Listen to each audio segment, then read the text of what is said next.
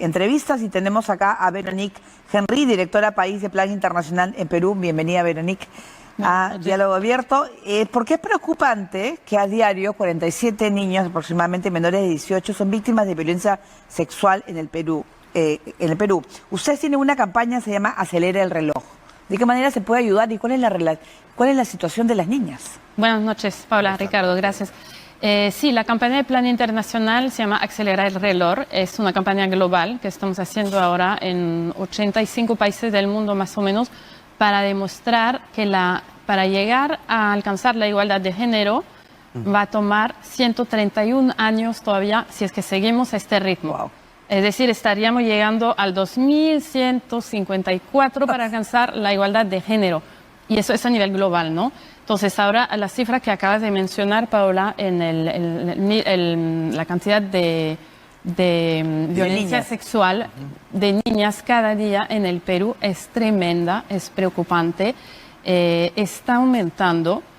Puede ser que esté aumentando porque también, como hay muchas campañas de sensibilización, se reporta más, se denuncia más, claro. Lo cual es muy bueno porque antes se quedaba algo como muy privado dentro de las familias o los familiares y se escondía, ¿no? Ahora lo bueno es que se reporta y se denuncia. Eso es importante porque incluso ya la gente empieza a tomar un poco más de conciencia. Exacto. El hecho del metropolitano, que es el principal unidad de transporte de los peruanos, de los limeños en general, ya la gente empieza a tomar conciencia y además se han tomado unas acciones, ¿no? Se ha ampliado desde hoy, por ejemplo, el número de paraderos que tienen que ser las colas tanto para hombres como para mujeres. Es por eso que es sumamente importante visibilizar, difundir, comunicar estas cifras, esta realidad, porque estamos en un país donde la violencia está normalizada. La violencia contra niños, niñas, mujeres, la violencia sexual es algo como casi normal.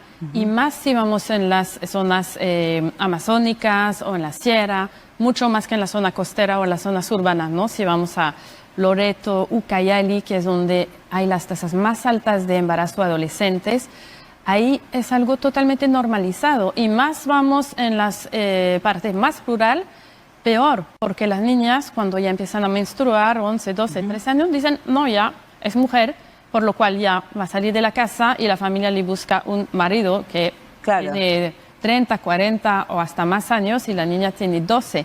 Entonces ella se va.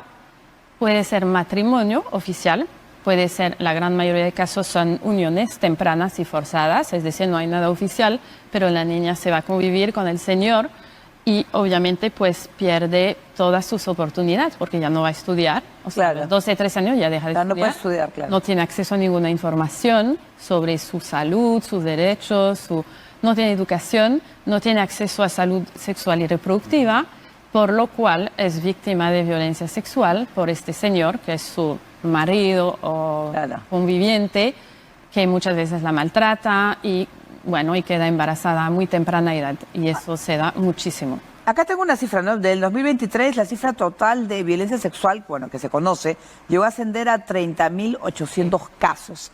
¿En qué zonas se da esta mayoría de casos? Bueno, la mayoría de casos son estas zonas rurales, zonas de sierra, donde hay unas tasas muy altas de violencia sexual, pero lo importante en esta cifra es que más o menos el 67%, es decir, un poco más de 20.000 de las cifras que mencionaste, han sido con niñas y adolescentes menores de 18 años. Es decir, el 66% de casos de violencia sexual, las víctimas son niñas y adolescentes menores de 18 años. ¿El Plan Internacional cómo logra conseguir estas cifras? ¿Realiza muestreos o toma las del Ministerio de la Mujer? Claro, esas cifras son las cifras públicas oficiales, ¿no? Del MINSA, de los CEM, de los Centros de Emergencia Mujer. Todo el tema de embarazo vienen de los certificados de nacidos vivos. Todo eso. Luego, desde Plan Internacional hemos hecho estudios. Un estudio que hemos hecho con UNFPA, sobre matrimonios y uniones tempranas y forzadas en el Perú, donde ahí vimos que han habido como 4.300 matrimonios en la última década, matrimonios de niñas menores de edad con hombres mayores y a veces mucho mayores. Y de estas matrimonios registrados por la RENIEC han habido algunas de menos de 12 años, 11, 12 años, cuando hasta hace poco el matrimonio está permitido a partir de los 14 años, que ya no es, Aún así, la RENIEC ha registrado matrimonio de niñas de 11, 12 y 13 años. O sea, se normaliza esa situación y a veces, muchas veces la violencia sexual no solamente viene de un ajeno, viene del entorno familiar, que es lo peor. El padrastro, el tío, el hermano, el abuelo, el vecino que ayuda a la madre, terrible. En contraparte le regala a su hija, o sea, esas cosas. Y eso en matrimonio, uniones libres y forzadas, el estudio que hicimos con UNFPA también, vimos que se estima unas 56.000 niñas y adolescentes cada año que entran en unión libre. O sea, ya no es matrimonio, es unión libre. Convivencia, exacto. Que es aún más difícil de cuantificar, claro, porque obviamente no pasa por la RENIEC, no pasa por ningún registro legal. Y de esas niñas, o sea, en realidad son poquísimas las que pueden lograr una carrera, que puedan salir adelante, ninguna. O sea, perdimos a las niñas. Prácticamente perdimos a la niña, porque a los 12, 13 años deja de estudiar. Incluso muchas ya casi no tenían acceso a educación, porque son zonas rurales muy, muy lejanas, ¿no? Nosotros donde trabajamos en Iquitos y fuera de Iquitos, o sea, es todo por río, son comunidades muy alejadas por río. Entonces las niñas en sí ya tienen muy difícil acceso a educación.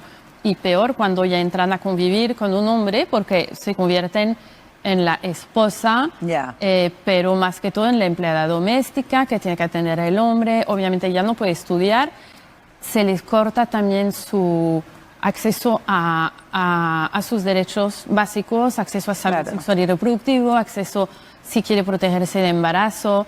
Ella es víctima de violencia sexual y es totalmente...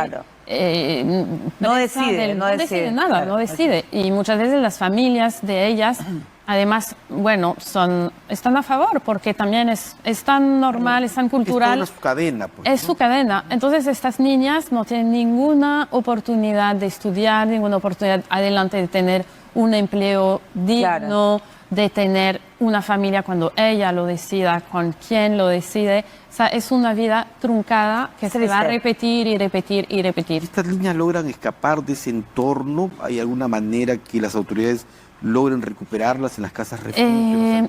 Hay poquitas casas de refugio, es decir, es bien difícil. Lo que hay que trabajar mucho es la prevención. Prevención, información, trabajar en comunidades, trabajar con las familias, padres, madres, las mismas niñas, los niños. Sumamente importante, desde el Plan Internacional trabajamos un montón con niños y adolescentes, porque estamos en un país donde se reproduce el machismo, ¿no? La cultura de los estereotipos, el niño debe ser así, la niña así, cumple cada uno su rol, muy tradicional. Entonces hay que romper esto desde los chicos, niños y adolescentes. Ustedes hacen mucho trabajo, yo sé, cuál es el empoderamiento de la mujer, pero se ve más en las ciudades, ¿no? El reto es también... en zonas alejadas, con eso. Sí, lo hacemos mucho en las zonas rurales también alejadas. Pero qué difícil es cuando estás en medio de esa niña empoderada de un ambiente machista. Mira, trabajamos, por ejemplo, en Cusco, en provincias muy alejadas. Trabajamos en Chumbivilca, Pacaortambo, o sea, son comunidades, vas por 5, 7, 6 horas de trocha, de Cusco. Son comunidades muy aisladas. Ahí trabajamos en Iquitos, en Nauta, en Piura, trabajamos también en zonas muy rurales, muy apartadas. Y ahí sí, pues tenemos procesos que duran años, porque para cambiar estas cosas hay que estar durante años. Y Plan Internacional, estamos en el Perú desde hace 30 años llevando estos procesos. ¿Y cuál es la propuesta para acelerar el reloj?